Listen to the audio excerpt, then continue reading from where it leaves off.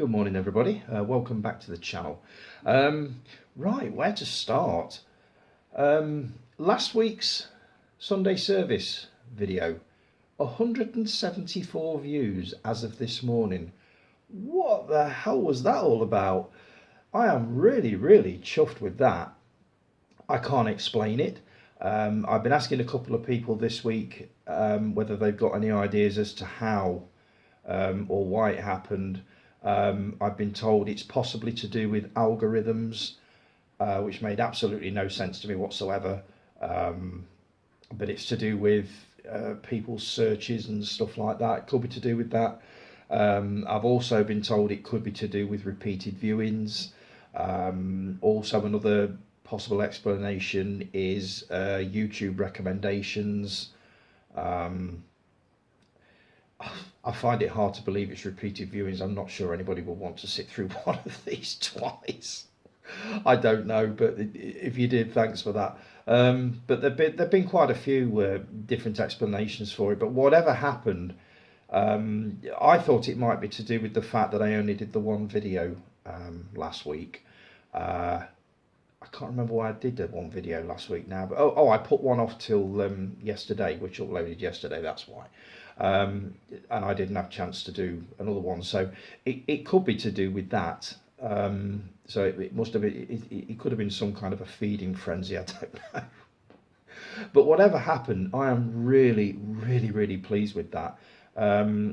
It must be second or third in my most viewed videos. The top one is still my review of This Is England, the Stephen Graham drama, which still stands at 315 views.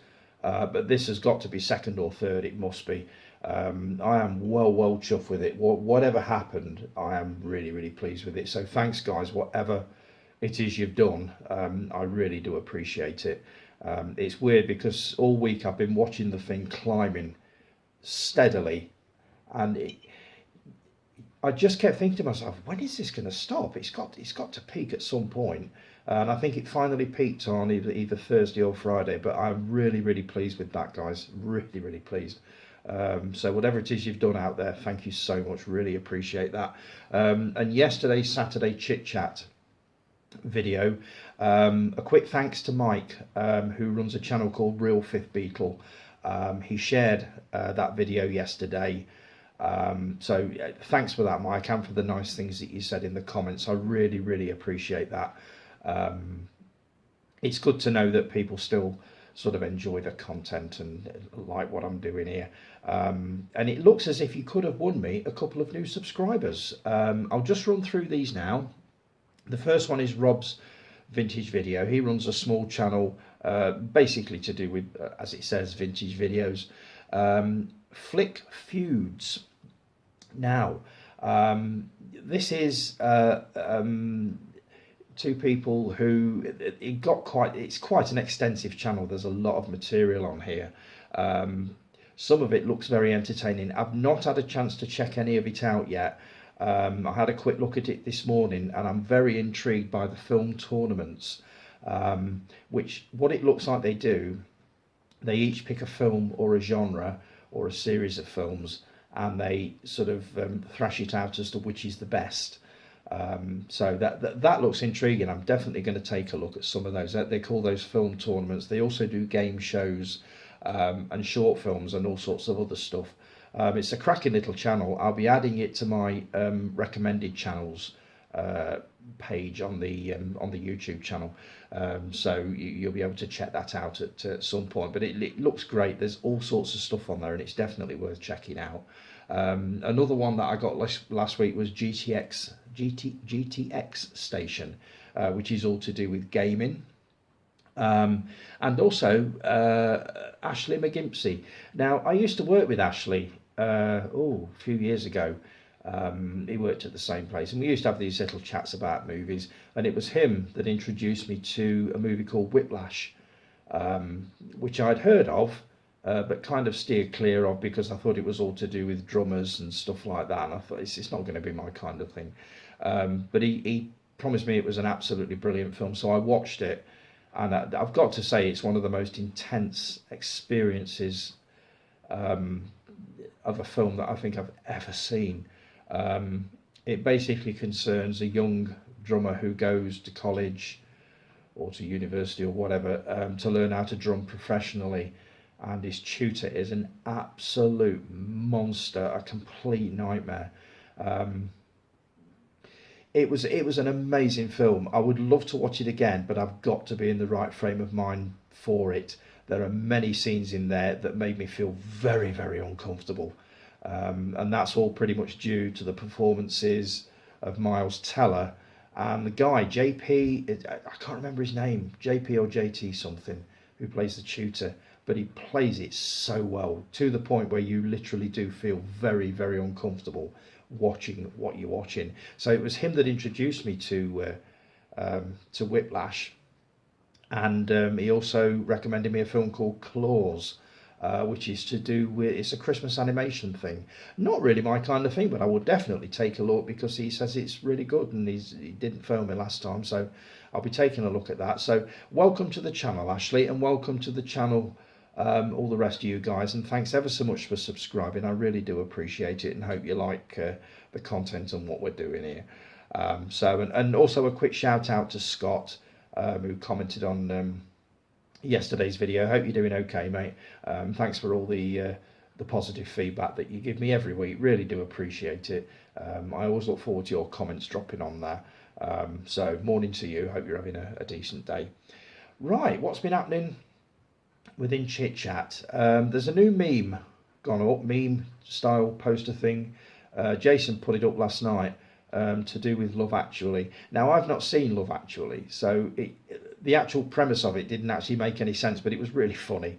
There's a geezer standing at the door with some like title cards and things written on them, and pulling the next one off and pulling the next one off. If you've seen the movie, you'll probably know what it is, but it's all to do with the movies that I have seen and the movies that I haven't seen, namely Rocky 4, which is coming up next week, by the way. Back to the Future 3, which I'll also be taking in next week, and then a list of the movies that I haven't seen, including Killer Sofas, Killer Tires, Killer Jeans, all that sort of thing. It's really funny. Take a look at it. If you've got ChitChat, just pop over and have a look. I think you'll find it amusing, especially if you've seen Love Actually. And I'm tempted to watch it now just to see what that where that scene actually comes from.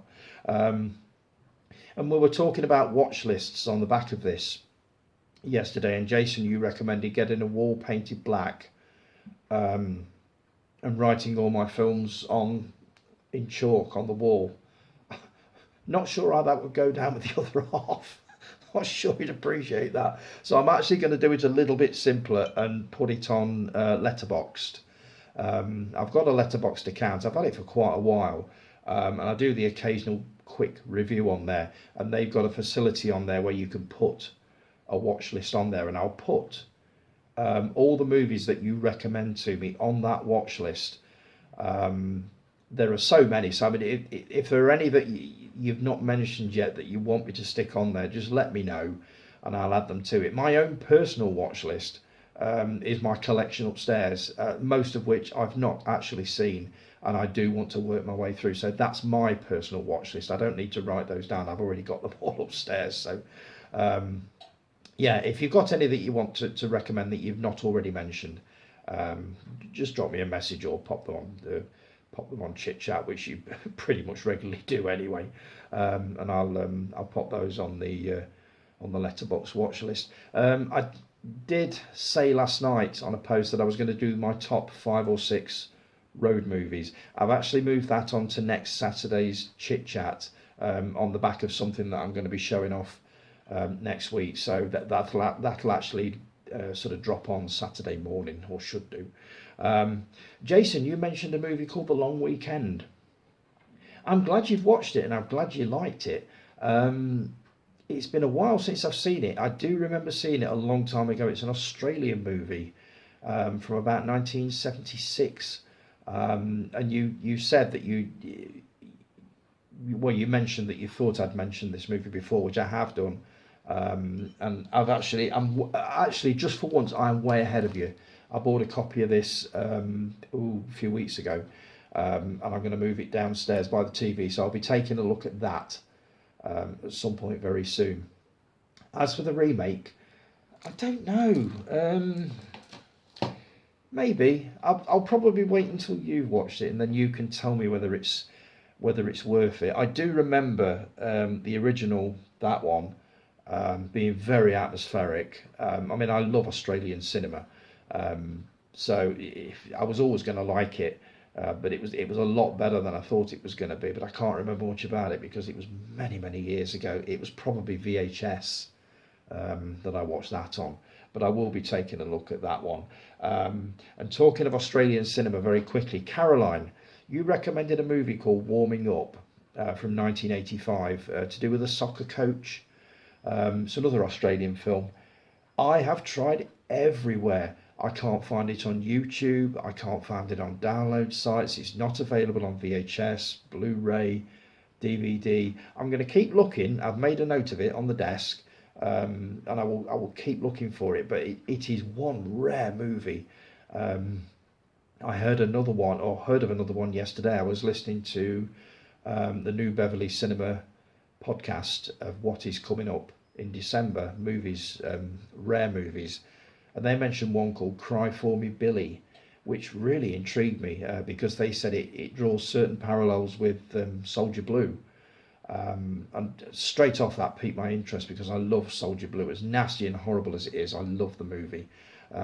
So I found it eventually, but on a site that I didn't think I would find it on. It is not available again on anything, DVD, VHS, Blu-ray, download.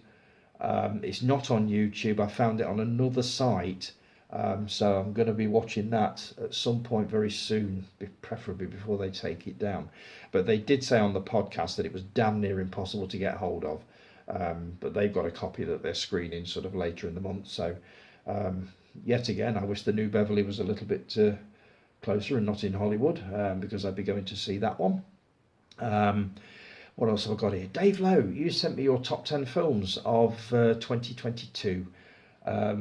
My list isn't complete yet. I'm going to be doing that one at some point, probably later in the month. But I'll just read yours out very quickly because we love these lists. At number 10, you've got Weird Al, or Weird, the Al Yankovic story. Now, I've not seen this yet. I've got hold of it, or I can get hold of it.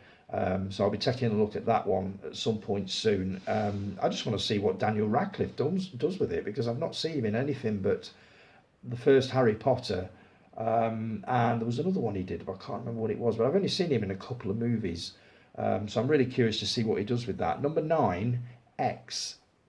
It's a horror film. It's on Shudder, and I think it's on Prime as well. Dave Oliver, you recommended this one. You said you really enjoyed it, so it is one that I want to take a look at. I believe there's also a prequel on the way called Pearl. Now I'd need to watch the original or the first one to figure out why you would need a prequel to it, but I'll take a look at that. Number 8 is Fall. Now this is the one about the thrill seekers, the two girls that decide to climb a 2,000-foot radio tower in the middle of nowhere and get stuck up there. It is not a movie to watch if you suffer from vertigo or anything like it. Some of the camera angles are genuinely scary. At one point I did feel slightly sort of lightheaded and nauseous at watching it. So yeah, if you suffer from vertigo or anything like that, do not go anywhere near a movie called Fall, whatever you do. 7, Elvis. Brilliant, absolutely superb. Baz Luhrmann's take on the life of Elvis Presley. I do need to watch the Kurt Russell version from 1979, which was a very similar thing, and it's also a 3-hour movie. So yeah, highly recommend that version, definitely. Number 6, Samaritan. Haven't seen this one. This is Stallone's latest, which is on Prime. Did watch the trailer for it probably a couple of months ago and thought, yeah, I might have a look at that one, so I will do. Carter at number 5. I have no idea what that is, no clue. I've looked at the poster. Is it one mission but no memory? Something like that. So maybe you can tell me more about that one at work sometime.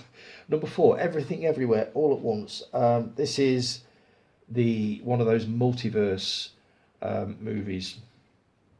I don't know whether it would be very easy to follow. I do want to watch it because I've heard it is absolutely superb. That's one that I do want to check out. Number 3, Top Gun Maverick, on my Christmas list. Hopefully we'll be getting that in about 3 weeks and I can take a look at it on 4K. Number 2, The Grey Man. I heard about this one. Somebody recommended this. Donna at work, I believe you told me about this one. Told me it was very good. Is it Ryan Gosling? Some kind of espionage action thriller. So that's one I want to take a look at. And number 1, The Batman. The 3-hour Batman movie, which I absolutely adored, and I loved it a lot more than I thought I would. For some reason, as soon as I read that Robert Pattinson was connected with it, all I could think of was Twilight, and thought, oh god, yeah, go on then. And I watched it and really completely thoroughly enjoyed it. That's another one that I need to invest in on 4K because I reckon it would look absolutely superb on that format. There were a couple of honourable mentions, not from this year, but movies that you've watched this year from sort of the past. One was The Good Son, 1993. I saw this a long time back. This is Macaulay Culkin as the evil kid, isn't it? Who's constantly trying to kill his little stepbrother or something like that. I do remember it being particularly horrible. I think it came out after Home Alone 2. Am I right in that? Because it completely destroyed his cute kid image. Wow, did it ever. And Hacksaw Ridge, which I haven't watched yet, but I have got on Blu-ray, so I will be taking a look at that. So thanks for that list, Dave. Much appreciated. Just turning me notes over. And also, thanks for the heads up on The Man Who Fell to Earth being released on 4K in February. I will be pre-ordering that without a doubt. And there goes, there goes the first without a doubt. And I promised I wasn't going to say it today. I promised myself. But yes, I will be ordering The Man Who Fell to Earth on 4K. I've got it on Blu-ray, but it is one of my all-time favourites. So I will be definitely pre-ordering that one. The other one that I pre-ordered the other night is Silent Running, which I've been banging on about for months, which is a very early sort of sci-fi movie with Bruce Dern and 2 drones. Well, droids, drones, whatever. With a soundtrack by Joan Baez, which is absolutely brilliant apparently, and that should be dropping through the letterbox around about the 12th, so I'm looking forward to getting hold of that one. It's a steelbook as well, as is The Man Who Fell to Earth, by the way, is a steelbook, so maybe I should get my pre-order in on that pretty quick, I think. Mark, loving the trivia. My favourite one this week has got to be George Miller, the director of the original Mad Max trilogy, approached Eminem with a view to asking him to play Max in Fury Road. I can't think what made him think that was a good idea. I mean, I've not seen Fury Road yet. This is the only one of the Mad Max trilogy that I've not seen yet. I've seen the first, the second. I saw Beyond Thunderdome a while ago, but I've not watched Fury Road. But for some reason, I can't imagine Eminem pulling that one off. But he declined anyway because he didn't want to travel to Australia, which is where George Miller wanted to film it. So that was my favourite from this week. Now then, what else have I got here? Dave Oliver, you put a couple of good videos on this week. Trailer reactions, the mean one. I don't think you were overly keen on it. I watched the trailer. Now, I'm not familiar with The Grinch. I've not seen The Grinch. I've not seen the cartoon version. I've not seen the Jim Carrey version. I've not seen the books. So it was completely new to me. But to me, it looked amazing. I thought, yes, that's probably one that I would watch over Violent Night. I've been listening to reviews of Violent Night over the last probably a couple of days on different podcasts, and it is actually going down quite well. So possibly yes, but I would definitely watch the mean one. And the other one was Cocaine Bear. Now, I watched the trailer for Cocaine Bear a couple of days back, and I can't stop watching it. It looks absolutely amazing. If you're not familiar with it, I'll just give you a very brief rundown. It's to do with a drug deal gone wrong, a duffel bag full of cocaine is dumped from a plane and lands in the American wilderness, where it is discovered by a grizzly bear who ingests it and goes on a murderous rampage. How can you not love a movie with a synopsis like that? It sounds brilliant. And the more I watch the trailer, the more I am up for this movie. There was another grizzly movie quite a few years back. It's not the first one by any means. 1976 saw the original Grizzly with Christopher George, which I thought was amazing. I think it was done on the back of Jaws being a success in 1975. We then got a slew of killer animal movies, and Grizzly was one of the first, which was brilliant. And a few years later, I think it was something like 30 something years later, we ended up with Grizzly 2, which I've not seen yet, but I'm dying to watch. But I mean, there are reasons why it wasn't released up until probably about a year or two back, even though the thing's like 30 plus years old. It stars, let me get this right, Charlie Sheen, Laura Dern and George Clooney. Surely it can't be that bad. I will be watching it and I'll be telling you on that one what I do think of it. But Cocaine Bear, I put the trailer on the Facebook group earlier this week, and it did get quite a reaction. I love it. I absolutely cannot wait to see this movie because it just sounds something completely different. So yeah, really looking forward to that one. Loving the Christmas Advent Filmathon, Chris. 3 movies that I haven't seen. No surprise at all. Fat Man with Kurt Russell sounds intriguing. That's one I wouldn't mind watching. Last Christmas, kind of shied away from it because it sounds like a rom-com. It's not really my thing, but maybe. And The Office Christmas Party, never even heard of that. But I'm loving the beers and the spirits that you put in with it. You're having a can of something while you're watching. It's a different one. I do like the sound of Cake Cartel. That sounds really, really nice. I'm not a drinker at all, but I wouldn't mind trying that.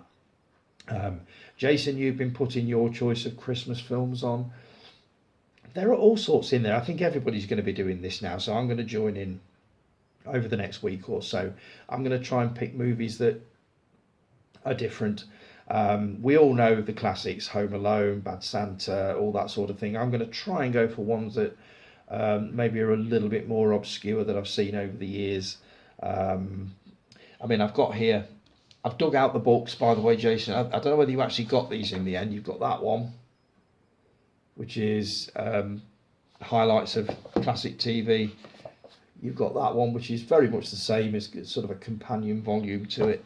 And you've got this one, the official Christmas #1 singles book, which I bought earlier this year, which I'm really looking forward to having a read through. All to do with Christmas #1s, I suppose. So I shall be having a look at those. What else have I got here? Miss Violet, Underworld, watched your video on Nightbreed. Really impressed with it. I'm looking forward to watching this. I've actually ordered that Arrow Director's Cut, found a copy on Amazon, and I've ordered it, so that should be dropping on my doorstep any time now. But the actual, I can't remember whether I've actually seen this movie before. If I have, it was a long time ago. Not a huge Clive Barker fan. I did enjoy Hellraiser. But the way you made this movie sound, it just intrigued me so much. I just hit the buy it now button straight away as soon as I saw it. So yeah, looking forward to taking a look at that. I also listened to the latest episode of Hunya Geeky's showing on Cobra Kai.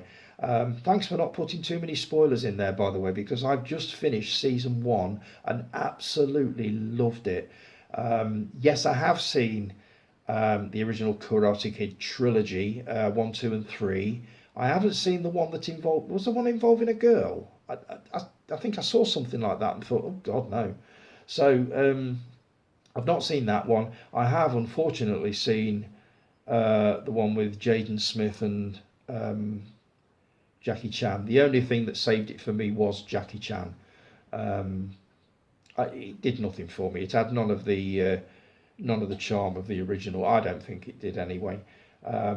So yeah, I'm really enjoying Cobra Kai. I'm loving the old characters coming back, the nods back to the original movie. So yeah, really enjoyed that episode. Really enjoyed that one. Let's see. Looking forward to Random Guys come back. When you're coming back, mate, we need another little video off you. You said in one of the podcasts I listened to, was it? Can't remember which one it was, but you saw Straw Dogs at age 7. Oh my God! I bet that was a baptism of fire, wasn't it? Bloody hell! Straw Dogs is a strong movie, a really strong movie. I love it, absolutely love it. But if you're talking about movies that had problems with the censors, especially in the early 70s, Straw Dogs is right up there, alongside Clockwork Orange, Soldier Blue, all that kind of thing. So to watch that at 7, my God, I can't begin to imagine what that must have done to you. Can't imagine it. So what else have I got here? Now then, the trailer for Indiana Jones and the Dial of Destiny has finally dropped, and I am really excited for this one. I am so looking forward to it, to the point where I actually dug out the original trilogy last night, because my other half admitted that he'd not seen Raiders of the Lost Ark. And before you all start going, oh my God, you're not one to talk, which you did on Facebook last night. I know I'm not one to talk about, oh my God, you've not seen. But Raiders of the Lost Ark, come on. So watched it last night, absolutely loved it. Looking forward to Temple of Doom next week, Last Crusade the week after, and then Crystal Skull the week after that. So I'll be well ready for the Dial of Destiny when it drops. But that trailer looks absolutely brilliant. I know Harrison Ford is 80 something years old, but he can still do it. I think so. But we'll see. We shall see. Right, Christmas movies. We've been on about Die Hard not being a Christmas movie. I am going to weigh in on this now with one that I think is a Christmas movie. On Her Majesty's Secret Service, the Bond movie. Yes, I think so. It is set in Switzerland. There's snow everywhere. It's set around Christmas. And it also features a song called Do You Know How Christmas Trees Are Grown? Which is a really festive little number, which I will try and find on YouTube and pop on the group later on if I think on. But I'm putting that forward as my unlikely Christmas movie. If you've got any others that maybe haven't been thought of, pop them on the group, because I'm really curious to see what you think is a Christmas movie. That is my two penneth. On Her Majesty's Secret Service, I will class that as a Christmas movie, and I will almost certainly watch it over Christmas. So let's see, there's an Alien reboot coming. Can't wait to see what they do with that. I think they've announced one of the stars. I can't remember who it is, but I don't think there's very much information. But apparently it is moving quite fast, and they're looking at starting filming early 2023. So looking forward to that. There's also a Bambi horror movie. Oh my God, Bambi. This is obviously on the back of Winnie the Pooh, Blood and Honey and that kind of thing. We've got quite a few of these coming now, and I've got the horrible feeling that they are just going to start getting boring. They always do this. They get one brilliant idea, then everybody jumps on it and thinks, oh, well, we'll do the same. I mean, it started in '84. There was a movie called The Company of Wolves, Neil Jordan, which was to do with Little Red Riding Hood. That, I think, was one of the first sort of childhood story kind of things turned horror. And it was a really cracking movie. And I don't think it's really been done much since, which is why everybody got excited about Winnie the Pooh, Blood and Honey. But if we keep getting them, surely it's going to get a bit samey. We're now getting to the point, I think, where we need to look for something different. You know what I mean? Don't just... There must be Hollywood executives all over the town just going through children's stories and things, think, you know, oh, we'll turn this into a horror film. Don't. It's been done, or it's about to be done 2 or 3 times. So, you know, let's come up with something different again. But we'll see. And the final bit of news, very quickly, Sight and Sound, the BFI magazine, they announced their top 100 movies, and Godfather 2, which is probably one of the best sequels ever, does not feature in that 100 at all. Which is why we don't listen to critics. These lists have been compiled apparently by various critics and directors. yeah, this is why we don't listen to critics, because mostly they talk absolute crap, and we're quite capable of making up our own minds on what movies we're going to watch. Right, I'm going to draw this to a close. I know I've raced through this with the speed of a freight train as usual, but I've had quite a bit to get through. So I'm just about to record next Saturday's chit chat video. Again, thank you everybody that made last week's video so successful. 174 views. I know I keep saying it, but absolutely amazing. Thanks ever so much for joining me today. If you've enjoyed the video, just give us a thumbs up, subscribe, and also share it, because that seems to do quite a lot of good. So if you could do that, I'd really appreciate it. Thanks ever so much for joining me. Enjoy your Sunday, folks, and I will talk to you all again next week. Ta-da.